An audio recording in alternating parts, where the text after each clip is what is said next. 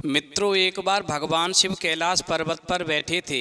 जब तक माता पार्वती पहुंच जाती हैं तो भगवान शिव कहते हैं, पार्वती, मैं तुम्हें आज एक ऐसी कहानी सुनाऊंगा जिस कहानी को यदि तुमने पूरा सुना तो तुम्हें दो ज्ञान की बातें प्राप्त होंगी।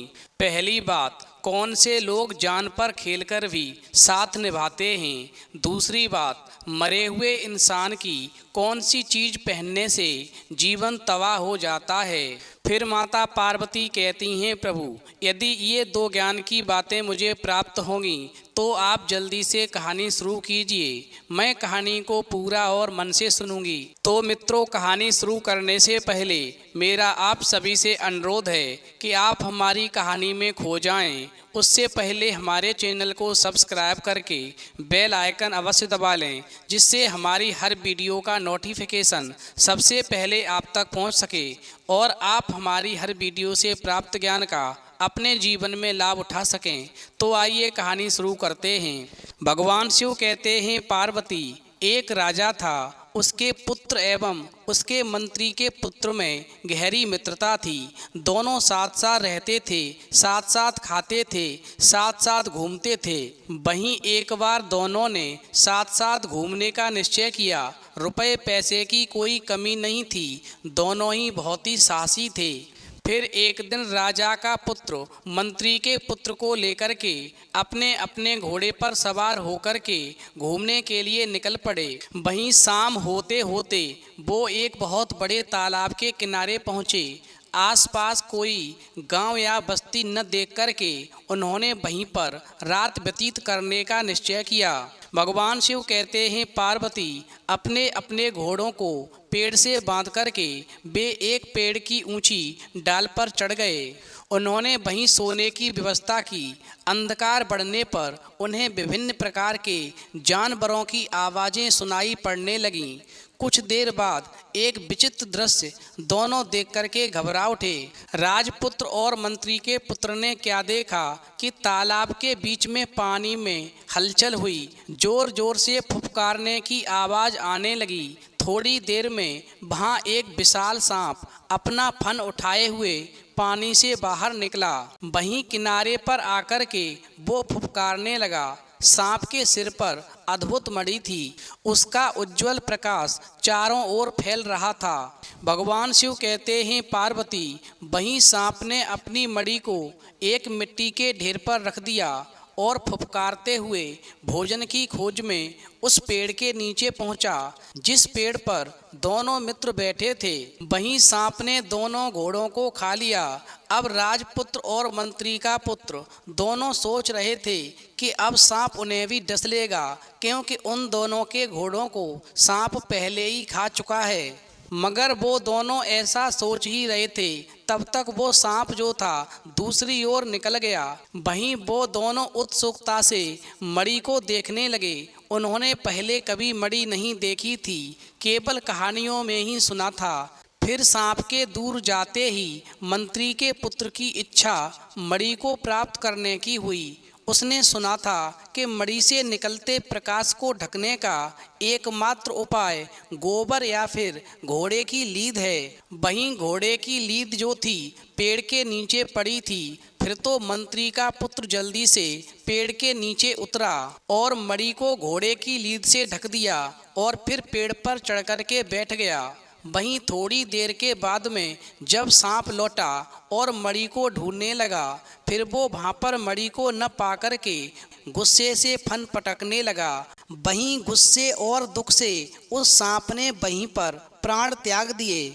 भगवान शिव कहते हैं, पार्वती, सुबह होने पर जब राजा का बेटा और मंत्री का बेटा पेड़ से नीचे उतरे तो मंत्री के बेटे ने मणि को निकाल लिया तथा उसे धोने के लिए तालाब की ओर गया। फिर मणि को धोते ही उससे अपूर्व प्रकाश निकलने लगा। उस प्रकाश से तालाब का तल इतना प्रकाशित हो गया कि तालाब के तल में दीवारों से घिरा हुआ एक विराट महल दिखाई देने लगा। वहीं मंत्री के पुत्र ने राजा के बेटे से कहा, चलो राजकुमार, इस महल में चलते हैं। फिर राजा के पुत्र ने डरते हुए कहा, अगर वहाँ कोई दैत्य दानव हुआ तो क्या होगा। मगर मंत्री का बेटा साहसी था। उसने कहा, चलो चलते हैं, जो होगा देखा जाएगा। फिर तो दोनों ने तालाब में डुबकी लगाई। वहीं मंत्री के पुत्र के हाथ में मड़ी थी। उसके प्रकाश से चारों ओर जगमग हो गई। कुछ ही क्षणों में वो तालाब में स्थित राजमहल तक पहुंच गए। वहीं राजमहल का मुख्य द्वार खुला हुआ था। दोनों ने अंदर प्रवेश किया, लेकिन उन्हें कोई भी दिखाई नहीं दिया। महल के चारों ओर बगीचा था। बगीचे में तरह तरह के फूल खिले हुए थे। महल की दीवारें सोने की थीं, जिसमें हीरे जड़े हुए थे। महल के अंदर की सारी वस्तुएं सोने की थीं, लेकिन वहाँ पर कोई भी आदमी दिखाई नहीं दे रहा था। ऐसा लगता था मानो उस समय महल को छोड़कर के सब कहीं और चले गए हों। फिर घूमते घूमते वो दोनों एक कमरे में पहुँचे। वहाँ सोने के पलंग पर उन दोनों ने एक लड़की को सोते हुए देखा तो वो आश्चर्यचकित हो गए। वो लड़की अत्यंत सुंदर थी। दूध के समान सफ़ेद रंग था। उसकी उम्र लगभग 16 वर्ष की थी। दोनों उसे आश्चर्यचकित होकर देख रहे थे। कुछ देर के बाद में उस लड़की की जब नींद खुली तो उसने आंखें मलते हुए राजपुत्र और मंत्री पुत्र को देखा तो घबराकर कहने लगी, हाय सर्वनाश हो गया, तुम लोग यहाँ कैसे आ गए? क्या तुम्हें पता नहीं कि यहाँ पर बहुत बड़ा सांप रहता है? वह अभी आएगा और तुम्हें देखते ही खा जाएगा। फिर तो मंत्री पुत्र और राजपुत्र कहने लगे, हम जानते हैं। तो लड़की कहने लगी कि विश्वास नहीं हो रहा है। फिर वो बिस्तर से उठती हुई बोली, उस सांप ने मेरे माता पिता, भाई, नौकर चाकर, सिपाही, स्वजन एवं समस्त आत्मीजनों को खा लिया है। केवल उस सांप ने मुझे ही छोड़ा है। तुम लोग तुरंत भाग जाओ, वरना वो तुम्हें आकर खा जाएगा। फिर तो उस लड़की की बात को सुनकर के मंत्री के पुत्र ने कहा, अब सांप नहीं आएगा क्योंकि वो मर चुका है। फिर तो ऐसा सुनकर के लड़की बहुत खुश हुई और सांप से उसे बचाने के लिए उन्हें बार बार धन्यवाद देने लगी। भगवान शिव कहते हैं, पार्वती। फिर वो लड़की हाथ जोड़कर कहने लगी, तुम लोगों ने मुझे सांप से बचाया है। कृपया इस महल में अब मुझे अकेला छोड़कर कभी मत चले जाना। फिर दोनों ने उसे आश्वासन दिया कि वो छोड़कर कभी नहीं जाएंगे और फिर वो दोनों भी वहीं पर रहने लगे।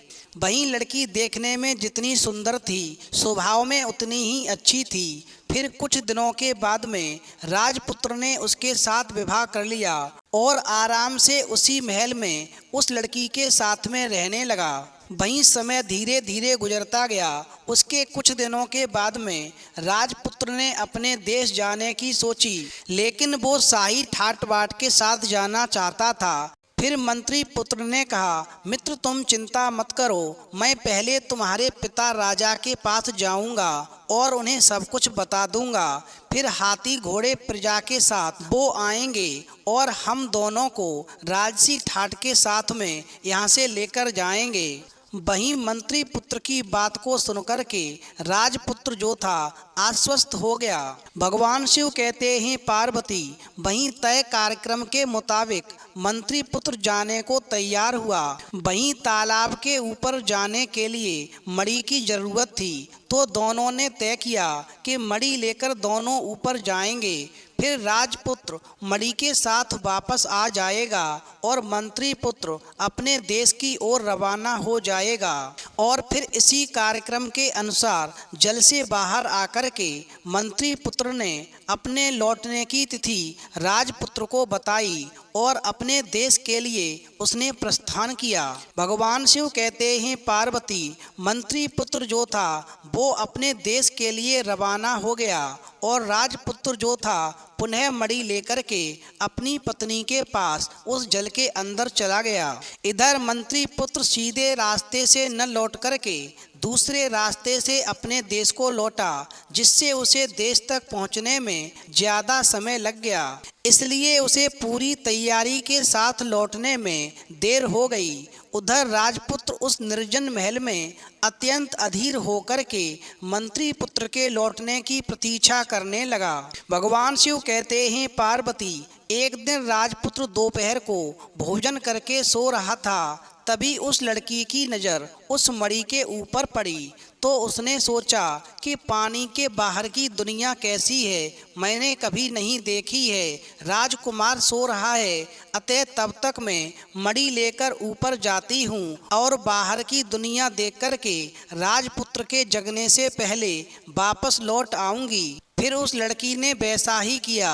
जैसे ही राजकुमार सो गया, वो लड़की मणि को लेकर के और बाहर आ गई। वहीं पानी से बाहर आकर के पानी से बाहर का वातावरण और प्राकृतिक दृश्य को देख कर के उस लड़की को अति प्रसन्नता हुई। फिर तालाब के घाट की सीढ़ियों पर बैठ कर के उसने स्नान किया और कुछ देर तक इधर उधर घूमती रही। उसके बाद अपने महल में लौट गई।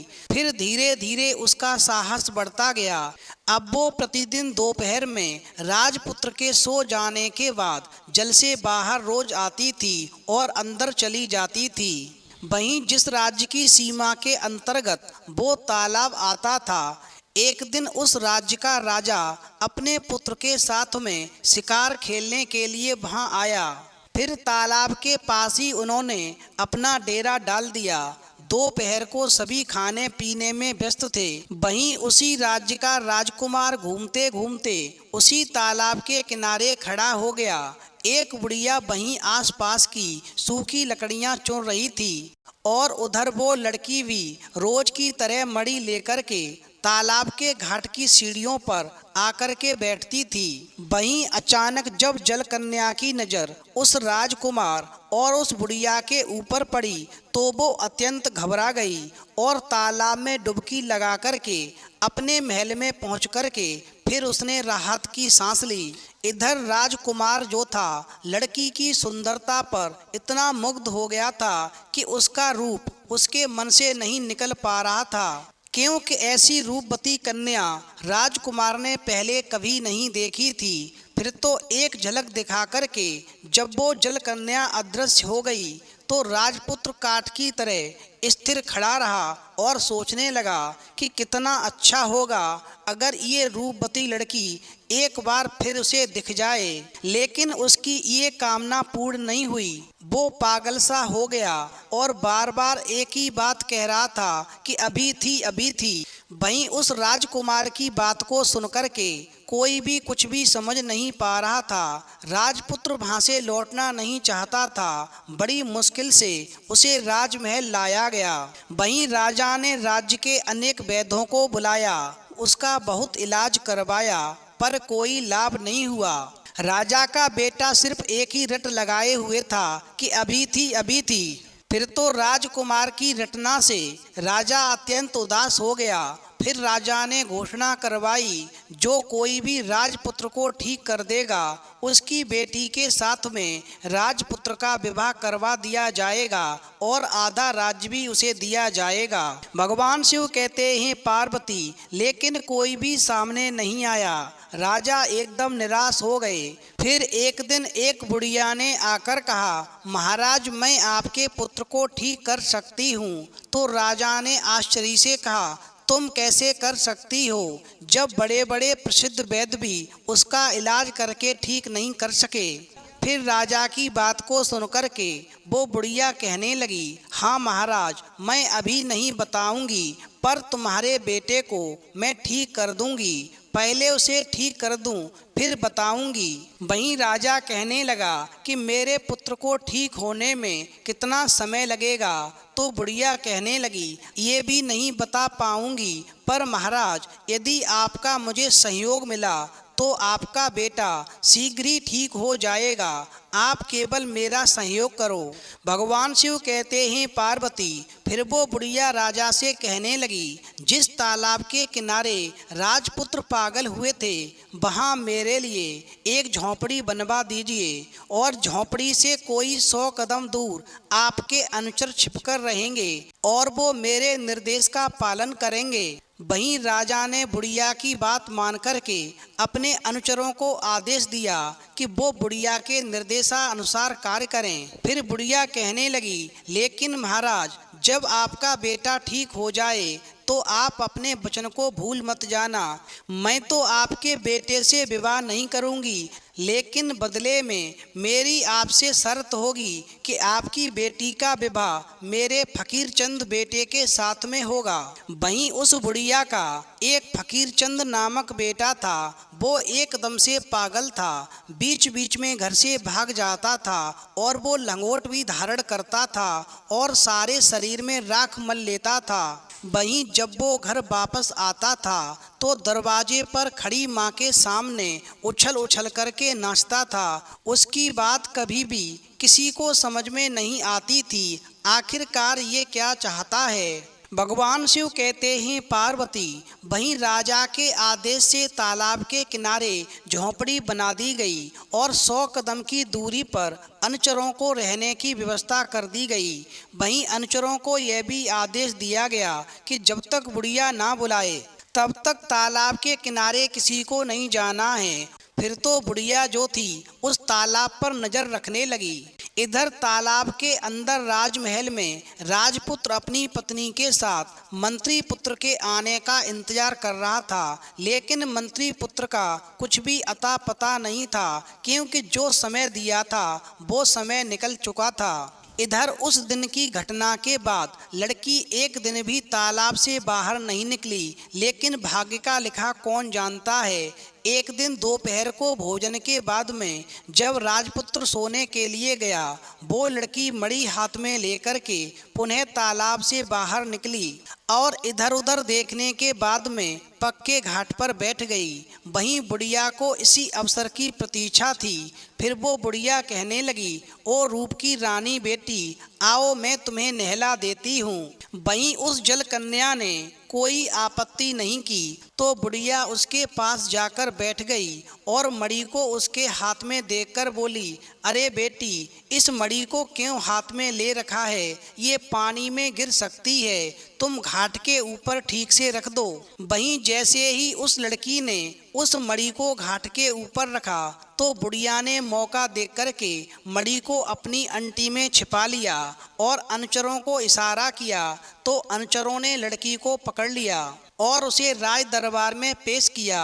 वहीं लड़की को देखते ही वो राजकुमार कहने लगा, मिल गई, वो तो मिल गई। फिर तो राजकुमार का सारा पागलपन दूर हो गया। वहीं बेटे को ठीक ठाक देख करके राजा की खुशी का ठिकाना नहीं रहा। उसने अपने बेटे से उसकी शादी करनी चाहिए तो जलकन्या कहने लगी, तालाब के अंदर महल में मेरे पति हैं और मैंने व्रत लिया है कि 1 वर्ष तक किसी दूसरे पुरुष का मुंह नहीं देखूंगी, इसलिए अभी तुम्हारे राजकुमार के साथ में मेरा विवाह संभव नहीं है।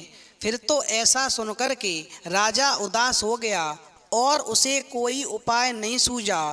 फिर राजा ने साल भर तक प्रतीक्षा करने का निश्चय किया।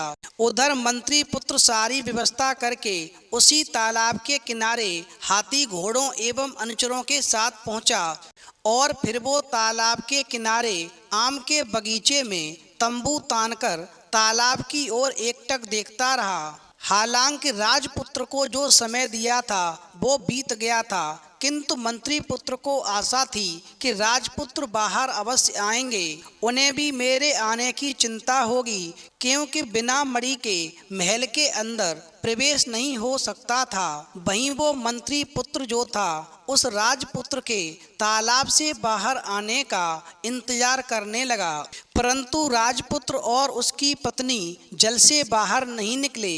वहीं मंत्री पुत्र ने सोचा, निश्चय ही कोई घटना घटी है, लेकिन पातालपुरी तक कैसे पहुंचा जाएगा, क्योंकि वो जानता था कि सांप की मणि के बगैर वहां तक पहुंचना असंभव है। इधर उस जल कन्या का 1 वर्ष का दिया हुआ राजा को समय समाप्त होने वाला था। इधर राजा ने अपने पुत्र के साथ में उस लड़की के विवाह की तैयारियां शुरू कर दी। हलवाइयों ने पकवान बनाना शुरू कर दिया। नगर में घर द्वार सजाए जाने लगे। राजमहल में शहनाई बजने लगी। मंत्री पुत्र ने पास के नगर से आने वाली शहनाई की आवाज को सुना। फिर एक राहगीर से पूछने पर उसने उसे बताया कि एक जल कन्या से इस देश के राजकुमार का विवाह होने जा रहा है, उसी की तैयारियां चल रही हैं। भगवान शिव कहते हैं पार्वती। वहीं मंत्री पुत्र सारी बात समझ गया। उसने तय किया कि पहले नगर जाकर के वो सारी बातों का पता लगाएगा और ऐसा सोचकर के मंत्री पुत्र नगर की ओर चल पड़ा। वहीं उसने एक ब्राह्मण के घर में शरण ली। वहीं ब्राह्मण ने उसका आदर सत्कार किया और भरपेट भोजन कराया। वहीं विश्राम के बाद मंत्री पुत्र ने पूछा, हे ब्राह्मण देवता, कृपया बताएं इस नगर में इतनी तैयारियां क्यों की जा रही हैं? वहीं मंत्री पुत्र की बात को सुनकर के वो ब्राह्मण देव कहने लगे, लगता है तुम इस नगर में नए आए हो। नगर के निकट के जंगल में एक तालाब है, वहां से एक अपूर्व सुंदर जल कन्या को पकड़कर लाया गया है। कल इस राजकुमार के साथ में उसका विवाह होगा, इसीलिए नगर में इतनी रौनक है। वहीं मंत्री पुत्र कहने लगा, ये तो बड़ी अद्भुत बात है, ऐसा तो मैंने कभी नहीं सुना।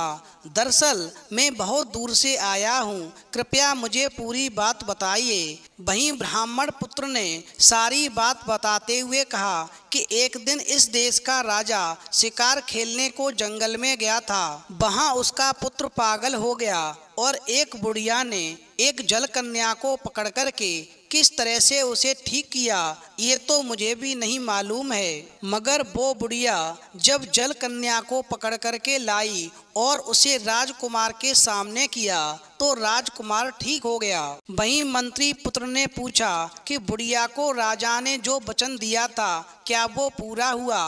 क्योंकि बुढ़िया ने राजा से शर्त लगाई थी, यदि वो उसके बेटे को ठीक कर देगी तो राजा अपनी बेटी की शादी उस बुढ़िया के पुत्र फकीर चंद के साथ करेगा।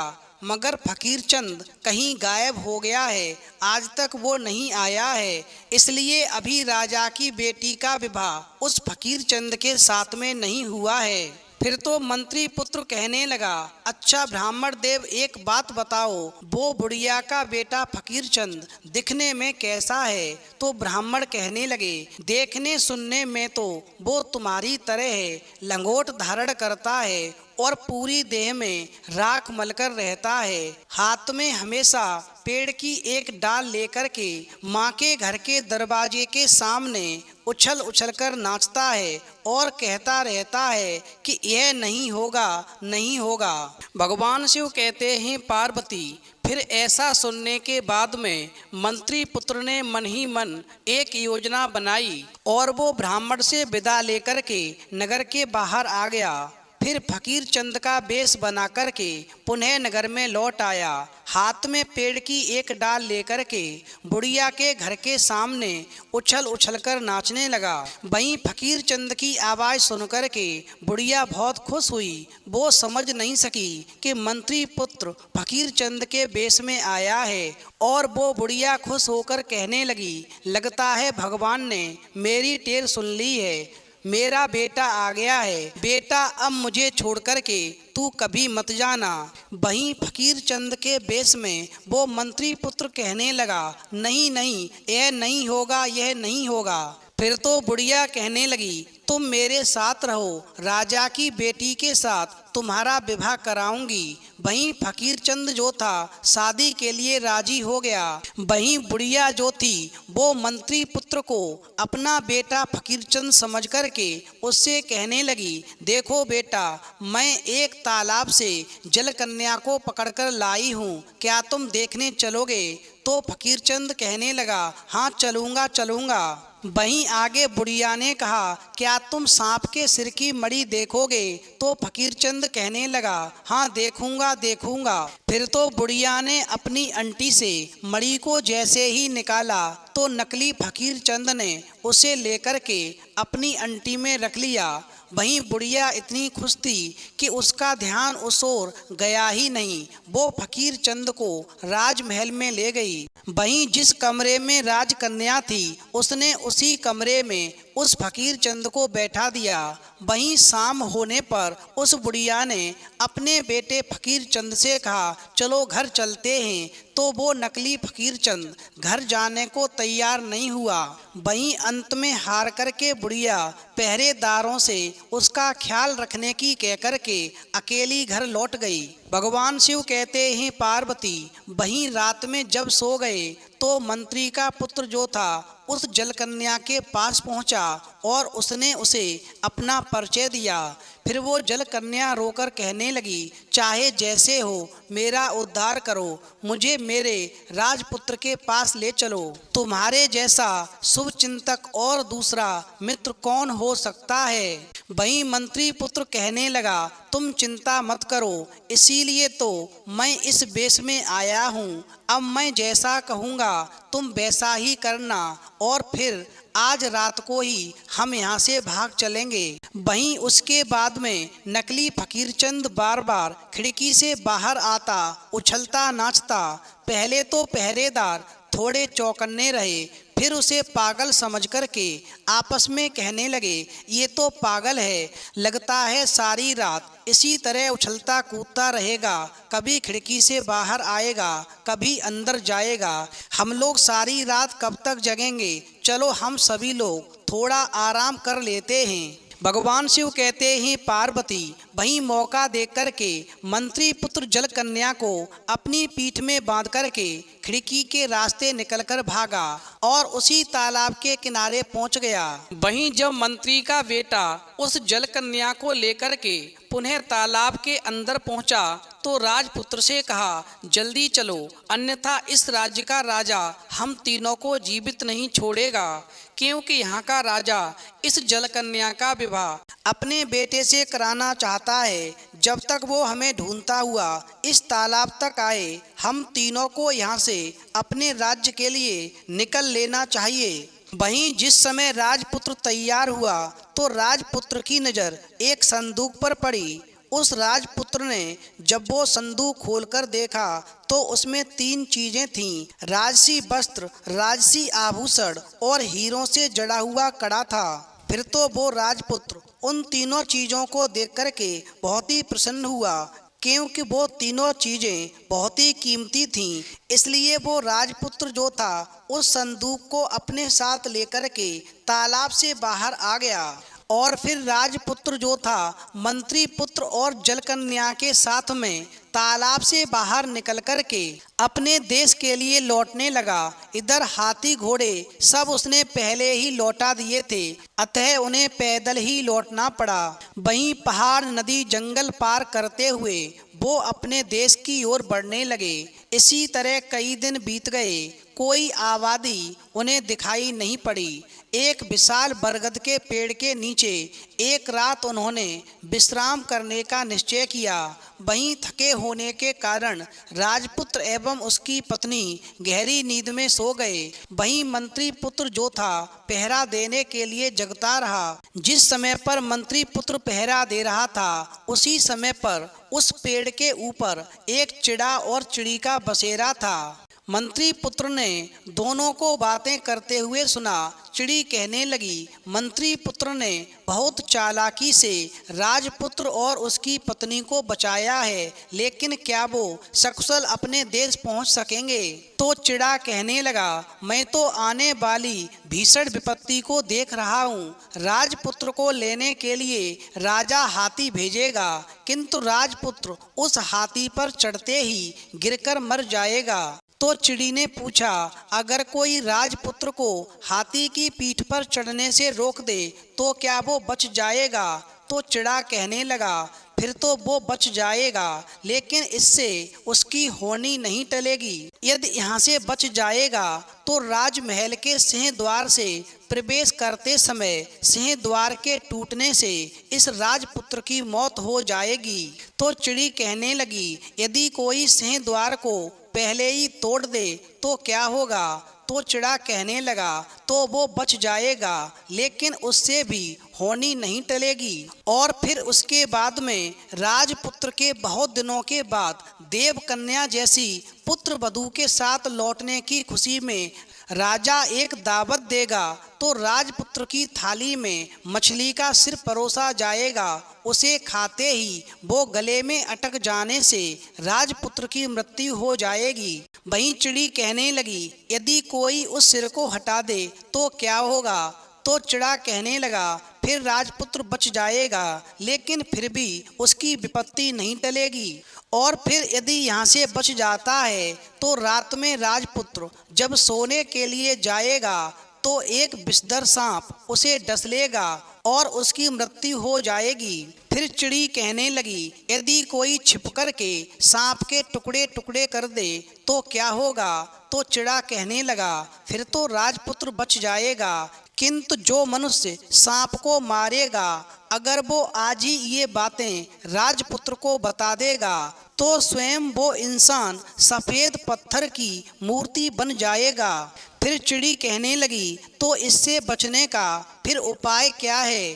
तो चिड़ा कहने लगा, अगर राजपुत्र अपनी पहली संतान को काट करके उसके खून को यदि मूर्ति से लगा देगा तो वो पत्थर हुआ इंसान फिर से जीवित हो जाएगा। वहीं इस प्रकार चिड़ी और चिड़ा के बीच का संवाद मंत्री पुत्र सुन रहा था और फिर सुबह हो गई। वहीं सूर्य आसमान में चमकने लगा। मंत्री पुत्र ने उस चिड़ा और चिड़ी की बातों को बड़े ही ध्यान से सुना था और फिर मंत्री पुत्र ने राजपुत्र को कोई बात नहीं बताई और फिर उन तीनों ने आगे की यात्रा आरंभ कर दी। वहीं कुछ दूर जाने के बाद में उन्होंने देखा कि राजा ने उन लोगों के लिए हाथी घोड़े और पालकी भेजी है। वहीं राजपुत्र हाथी पर बैठने ही वाला था कि उसी समय मंत्री पुत्र ने उसे रोकते हुए कहा, हे मित्र, मैं हाथी पर जाऊंगा, तुम हाथी पर न बैठो, इस घोड़े पर चढ़ो।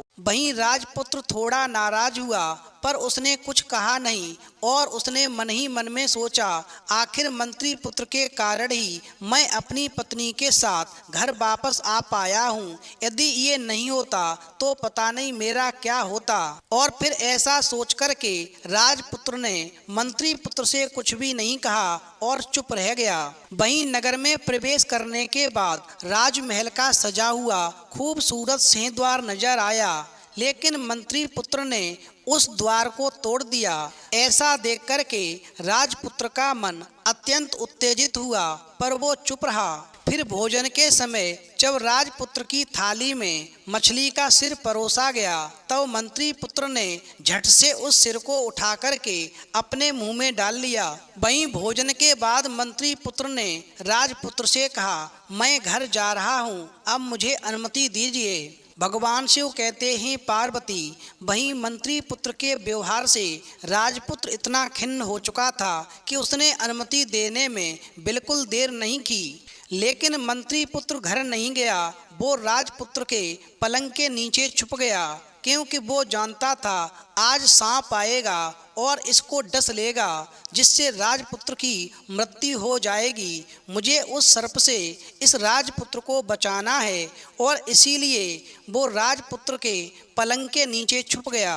वहीं राजपुत्र और उसकी पत्नी के सो जाने के बाद में आधी रात को उसने देखा कि एक विषधर नाग फन उठाते हुए कमरे में आ रहा है। सांप जैसे ही राजपुत्र को डसने के लिए तैयार हुआ तो मंत्री पुत्र ने तलवार से उसके टुकड़े कर दिए और जब वो सांप के टुकड़ों को राजकन्या के पानी के बर्तन में छुपाने लगा तो बर्तन लुढ़क गया।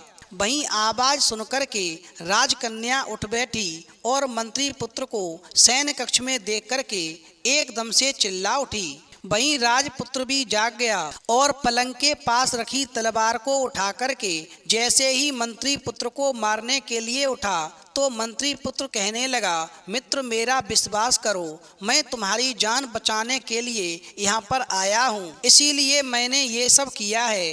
तो राजपुत्र कहने लगा, तुम मित्र नहीं हो, तुम गद्दार हो, फालतू बातें मत करो। पातालपुरी को छोड़ने के बाद मैं तुम्हारे आचरण को देख रहा हूँ कि पातालपुरी को छोड़ने के बाद से ही तुम्हारे आचरण में परिवर्तन हो गया है। वहीं राजपुत्र के क्रोध को देख करके मंत्री पुत्र ने अत्यंत शांत भाव से कहा, हे मित्र, तुम्हें बचाने के लिए ही मैंने ये सब किया है। इसके अलावा मेरे पास और कोई चारा नहीं था। वहीं राजपुत्र कहने लगा, सच बात क्यों नहीं बोल रहे हो? बोलो, किसने तुम्हारा मुंह बंद कर रखा है? तो मंत्री पुत्र कहने लगा, हे मित्र, मेरे भाग्य ने मेरा मुंह बंद कर रखा है। अगर मैंने सच बता दिया तो पत्थर की मूर्ति बन जाऊंगा। फिर यदि तुम मुझे बचाना चाहोगे तो तुम्हें अपनी पहली संतान की बलि चढ़ाकर उसके रक्त से मुझे नहलाना होगा, तब मैं पुनः जीवित होऊंगा। वहीं मंत्री पुत्र की बात सुनकर के फिर भी राजपुत्र का क्रोध शांत नहीं हुआ, तो उसने कहा, मुझे बेवकूफ मत समझो, घुमा फिराकर बात मत करो, इससे कोई लाभ नहीं होगा। सच क्या है तुम्हें बताना ही होगा। भगवान शिव कहते हैं, पार्वती, फिर दुखी होकर के मंत्री पुत्र ने चिड़ा और चिड़ी की सुनी हुई सारी बातें राजपुत्र को बताईं। वहीं मंत्री पुत्र जैसे जैसे बातें बताने लगा, वैसे वैसे उसके शरीर का एक एक अंग सफेद पत्थर का होने लगा और अंतिम बात बताते ही वो पूरी तरह सफेद मूर्ति में बदल गया। फिर राजपुत्र को बहुत पछतावा हुआ और अपने मित्र के लिए कुछ भी करने को तैयार हो गया। भगवान शिव कहते हैं, पार्वती, वहीं कुछ दिनों के बाद में राजपुत्र को एक सुंदर सा पुत्र हुआ। वो उस पुत्र को देख कर के बहुत खुश होता था, लेकिन कमरे के एक कोने में रखी मंत्री पुत्र की मूर्ति को देख कर के राजपुत्र का हृदय फटने लगता था। वहीं जब पुत्र हो गया तो राजपुत्र और उसकी पत्नी ने निश्चय किया कि वो मंत्री पुत्र को बचाने के लिए अपने पुत्र का बलिदान कर देंगे। वहीं राजपुत्र ने अपने बेटे की बलि चढ़ाने से पहले मन में विचार किया, फिर तो हमारा पुत्र हमेशा के लिए चला जाएगा। आज हम खुशियां मना लेते हैं। और खुशियां मनाने के लिए उस राजपुत्र ने संदूक में रखे हुए वो राजसी वस्त्र, राजसी आभूषण और हीरे जड़ित कड़ा को धारण किया। वहीं राजपुत्र ने जैसे ही संदूक से निकाल करके वो तीनों चीजें पहनी, वैसे ही राजपुत्र पागल हो गया, बीमार पड़ गया, अपना मानसिक संतुलन खो बैठा। वहीं किसी तरह से उसकी पत्नी जलकन्या ने राजपुत्र को संभाला तो उसे अपने मित्र उस मंत्री पुत्र की याद आने लगी और फिर राजपुत्र ने मंत्री पुत्र को बचाने के लिए अपने पुत्र का बलिदान किया और उसके खून से सफेद पत्थर की मूर्ति को नहलाया। वहीं मूर्ति को नहलाते ही मंत्री पुत्र जीवित हो उठा और फिर राजपुत्र के बच्चे का कटा हुआ शरीर एवं राजपुत्र का मानसिक असंतुलन खोया हुआ देख करके मंत्री पुत्र का हृदय फटने लगता है और मंत्री पुत्र कहने लगता है कि मेरे राजपुत्र को क्या हो गया जो आज बीमार पड़ गया है। इसे तरह तरह के डरावने सपने आने लगे हैं, ये अपना मानसिक संतुलन खो बैठा है और इसने मुझे जीवित करने के लिए अपने पुत्र की भी बलि चढ़ा दी है। वहीं मंत्री पुत्र पर ये सब देखा नहीं गया और वो मन में सोचने लगा कि मेरी पत्नी को देवी शक्तियां प्राप्त हैं, इसलिए ये मंत्री पुत्र भी ठीक हो जाएगा और मंत्री पुत्र का बेटा जिसकी बलि चढ़ाई है ये भी पुनः जीवित हो जाएगा। ये काम मेरी पत्नी कर सकती है। फिर तो ऐसा सोच कर के मंत्री पुत्र जो था राजपुत्र और उसके बेटे के कटे शरीर को अपनी पत्नी के पास ले गया और फिर देवी की कृपा से राजपुत्र भी ठीक हो गया और उसका बेटा भी जी उठा। वहीं जब देवी ने दर्शन दिए तो कहा, तुम्हारा मित्र राजपुत्र इसलिए बीमार पड़ा और मानसिक संतुलन खो बैठा क्योंकि ये जो राजसी वस्त्र, राजसी आभूषण और हीरे जड़ित कड़ा पहने हैं वो एक मरे हुए राजकुमार के हैं जो एक संदूक में रखे हुए थे। हमेशा ध्यान रख लो, जो भी स्त्री पुरुष मरे हुए इंसान की 3 चीजें पहनता है उसका जीवन तबाह हो जाता है। इसलिए राजपुत्र ध्यान रखना, आज ही घर जाने के बाद में तुम्हें ये तीनों चीजें नहीं पहननी हैं, इन्हें उतार करके दान कर दो, फिर तुम्हारा संकट हमेशा के लिए टल जाएगा और तुम्हारा जीवन तबाह होने से बच जाएगा। वहीं देवी की बात मान करके राजपुत्र ने राजसी वस्त्र, आभूषण और हीरे जड़ित कड़ा दान कर दिए और पुत्र को जीवित देख करके राजपुत्र और उसकी पत्नी की खुशी का ठिकाना नहीं रहा। उसके बाद में सभी के दिन सुखपूर्वक बीतने लगे। भगवान शिव कहते हैं, पार्वती, इस कहानी से तुम्हें कौन सी दो ज्ञान की बातें प्राप्त हुई, मैं विस्तार से बताता हूँ। पहली ज्ञान की बात प्राप्त हुई, कभी भी मरे हुए इंसान की तीन चीजें नहीं पहननी चाहिए। नंबर 1, मरे हुए व्यक्ति के कपड़ों को नहीं पहनना चाहिए। ऐसा करने से मृत व्यक्ति की आत्मा उस व्यक्ति से जुड़ जाती है जो इनका इस्तेमाल करता है। साथ ही मृत व्यक्ति की यादें उस व्यक्ति को सताने लगती हैं, जिससे वो मानसिक और शारीरिक रूप से कमजोर हो जाता है। इसलिए कभी भी मृत व्यक्ति के कपड़े भूल कर भी नहीं पहनने चाहिए। आप मृत व्यक्ति के कपड़े दान कर सकते हैं, जिससे उसकी आत्मा को शांति मिलती है। नंबर 2, मृत व्यक्ति के गहनों को कभी भी नहीं पहनना चाहिए, क्योंकि मृत व्यक्ति का कपड़ों से ज़्यादा अपने गहनों से लगाव होता है। वहीं जब मृत व्यक्ति के गहने जब दूसरा कोई पहन लेता है तो उसकी आत्मा असहज महसूस करने लगती है। साथ ही आत्मा मोक्ष की राह में न जाकर मृत्युलोक में अपने परिजनों को ही परेशान करने लगती है। इसलिए मृत व्यक्ति के गहनों को गला करके उसका कुछ और बनवा लेना चाहिए, अन्यथा मंदिर में दान कर देना चाहिए। नंबर 3, कलाई में पहनने वाली वस्तु जैसे कि कोई कड़ा हो, कभी भी मृत व्यक्ति का कोई भी कड़ा किसी भी इंसान को नहीं पहनना चाहिए। यदि कोई भी स्त्री पुरुष मृत व्यक्ति की कलाई की कोई भी चीज पहनते हैं तो उनको रात में डरावने सपने आते हैं और मृत व्यक्ति की आत्मा जीवन भर उसको परेशान करती है। इसलिए कभी भी किसी स्त्री या पुरुष को किसी भी मृत व्यक्ति की ये तीन चीजें भूल कर भी नहीं पहननी चाहिए। भगवान शिव कहते हैं, पार्वती, इस कहानी से दूसरी ज्ञान की बात प्राप्त हुई कि ये 4 प्रकार के लोग हमेशा जान पर खेलकर भी साथ निभाते हैं। नंबर 1, लालच से दूर रहने वाले लोग। जो लोग किसी भी चीज के प्रति लालच की भावना नहीं रखते हैं, वो किसी को धोखा नहीं दे सकते हैं। अतः ऐसे व्यक्ति से निस्संदेह मित्रता की जा सकती है, क्योंकि ऐसे लोगों के पास धोखा देने का मूल कारण लोभ नहीं होता है, जैसे कि मंत्री पुत्र ने सच्ची मित्रता निभाई।